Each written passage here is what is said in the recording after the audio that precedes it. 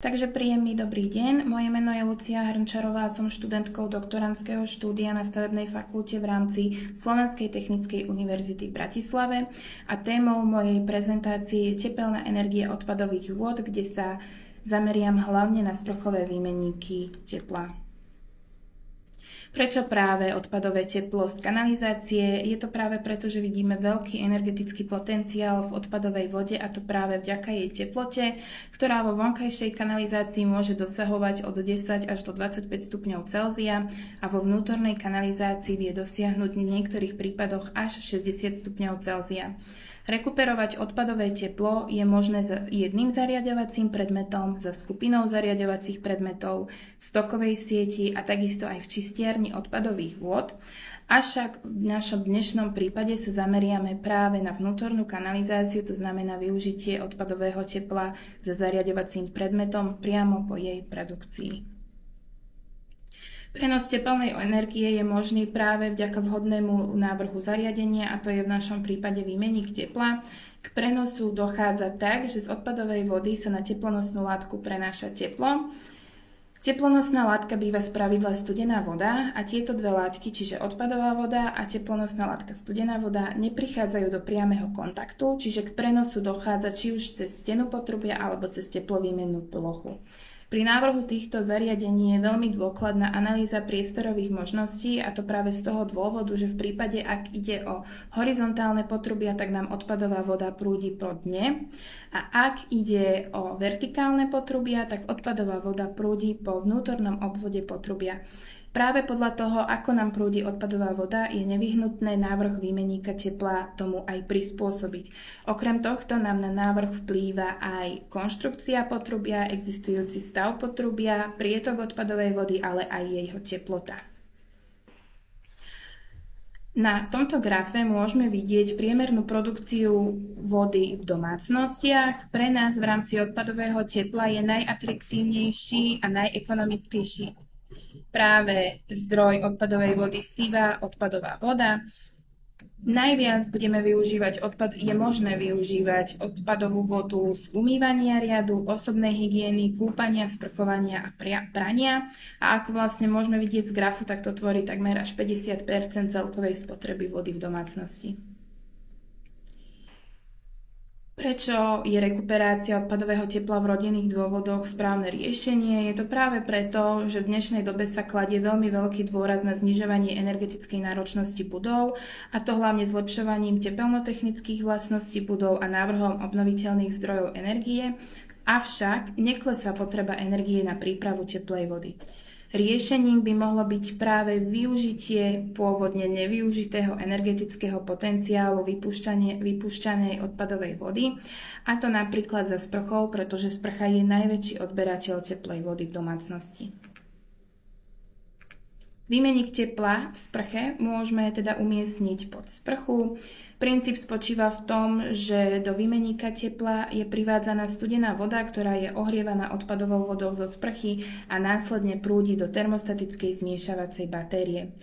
Takisto okrem termostatickej zmiešavacej batérie je možné, že predohriata voda prúdi aj do zásobníkového ohrievača a vlastne úspora energie spočíva v menšej potrebe energie na dosiahnutie požadovanej teplej vody na výtoku sprchovej batérii. Pri návrhu výmenníkov v súčasnosti neexistuje žiadna norma na území Slovenskej a Českej republiky, ktorá by presne definovala návrh spätného získavania tepla. Z tohto dôvodu je potrebné pri návrhu vychádzať najmä zo skúseností projektantov zdravotno-technických inštalácií, technických predpisov, výrobcov a meraní, ktoré boli vykonávané v zahraničí. Do prvej skupiny patria horizontálne sprchové výmenníky tepla. Ako prvý príklad som uviedla výrobcu Rekup. Na prvom obrázku na ľavej strane môžeme vidieť rekuperačný panel, ktorý sa umiestňuje pod sprchu so sprchovým vpustom. Vlastne môžeme na obrázku vidieť prívod odpadovej vody, do jej protismeru je teda privádzaná studená voda, ktorá je ohrievaná a následne odvádzaná do termostatickej batérie. Na druhom obrázku môžeme vidieť rekuperačný panel, ktorý je vlastne súčasťou sprchového líniového žľabu. Takisto ide o prúdenie studenej vody do výmenníka, ktorá je ohrievaná a následne pokračuje ďalej. V tabuľke môžeme vidieť účinnosti týchto dvoch zariadení. V prípade sprchy so sprchovým vpustom Recup Easy Fit je tá účinnosť pri maximálnom objemovom prietoku 11 litrov za minútu väčšia, 35%, a pri tom druhom rekuperačnom paneli so sprchovým žľabom je účinnosť nižšia, 33%. Ďalším výrobcom takýchto výmenníkov tepla je práve výrobca ASIO s ich výmenníkom AS Drain Channel. Môžeme vidieť na schematickom reze, že teda odpadová voda nám dopadá na sprchový žľab a okolo takého zásobníka, v ktorom je teda táto odpadová voda a následne odteka do kanalizácie, je vedené potrubie výmenníka tepla, do ktorého je privádzaná studená voda, ktorá je následne ohrievaná. Takisto je viac typov tohto výmenníka tepla, ako môžeme vidieť úplne prvý AS Drain Channel X800/3. Pri prietoku 9,2 litra za minútu je jeho účinnosť až 48% a pri prietoku 12,5 litra za minútu je jeho účinnosť 36%.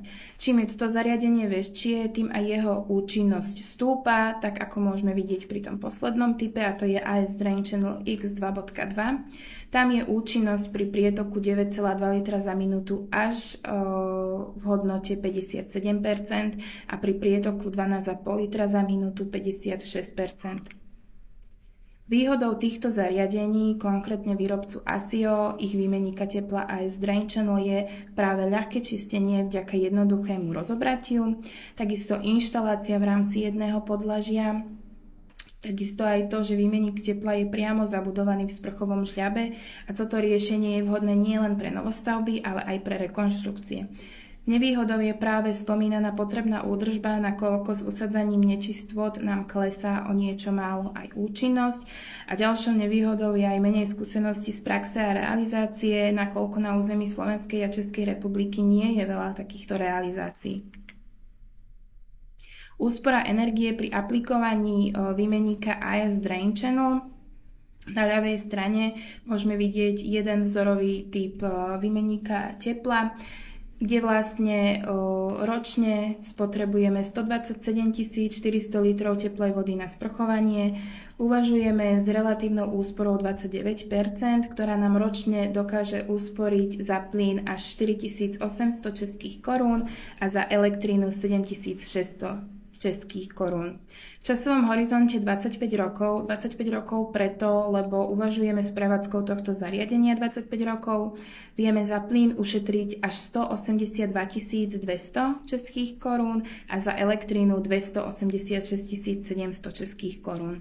V prípade väčšieho výmenníka tepla z tejto rady spotrebujeme 107 162 litrov teplej vody, uvažujeme s relatívnou úsporou 46% a ročne vieme ušetriť za plyn až 6,5 českých korún a za elektrínu 10 000 českých korún. V časovom horizonte 25 rokov ide o úsporu za plyn 241 000 českých korún a za elektrínu 379 českých korún. Do ďalšej skupiny patria vertikálne sprchové výmenníky tepla, ktoré sa umiestňujú na zvislé odpadové potrubie za sprchu. Takisto na obrázku môžeme vidieť výmenník tepla výrobcu ASIO. Je teda umiestnené na zvislé odpadové potrubie za sprchou. Do výmenníka je privádzaná studená pitná voda, ktorá je následne ohrievaná a pokračuje do sprchovej batérie a do zásobníkového ohrievača. Výmenník tepla je z dvojplášťových potrubí a jeho vonkajšie potrubie je z PVC. Takisto máme dva typy takéhoto výmenníka. V prípade AS Shower Pipe VX 1700 ide o účinnosť až 60% pri maximálnom prietoku 15 litrov za minútu. V prípade výmenníka AS Shower Pipe VX 2100 ide o účinnosť 65% pri prietoku 15 litrov za minútu. Súčasťou výmenníka tepla je aj príslušenstvo, ako je napríklad turbonátok, PVC konektor, uzáver a 2x dobínka so skrutkami. Výhodou vertikálnych sprchových výmenníkov tepla je to, že ide o bezúdržbové zariadenie, jeho účinnosť je omnoho vyššia a teda je možné toto zariadenie umiestniť nielen za jednu sprchu, ale aj za viac zariaďovacích predmetov. A v neposlednom rade sú to aj dobré skúsenosti. Nevýhodou sú práve priestorové nároky, nakoľko výmenník tepla a celá táto inštalácia je na 2 podlažiach.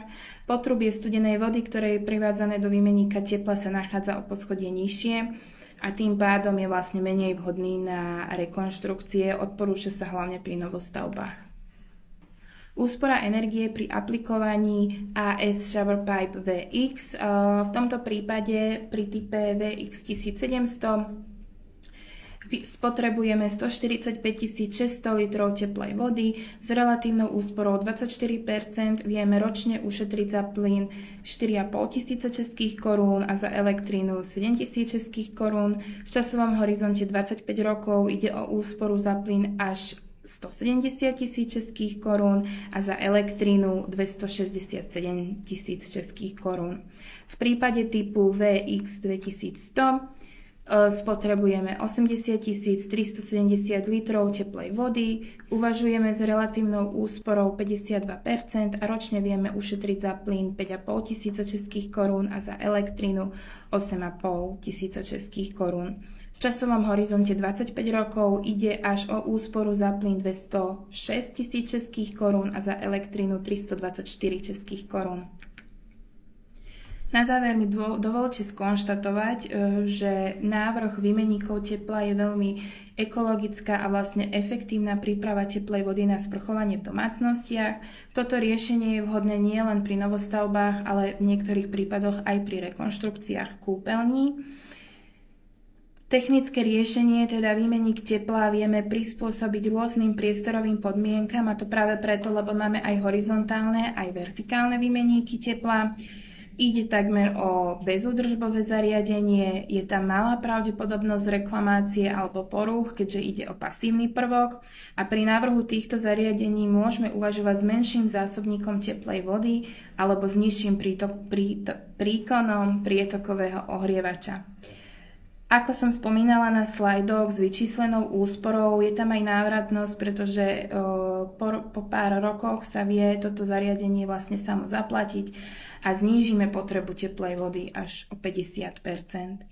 To je z mojej strany všetko. Ja vám veľmi pekne ďakujem za pozornosť a prajem príjemný zvyšok dňa.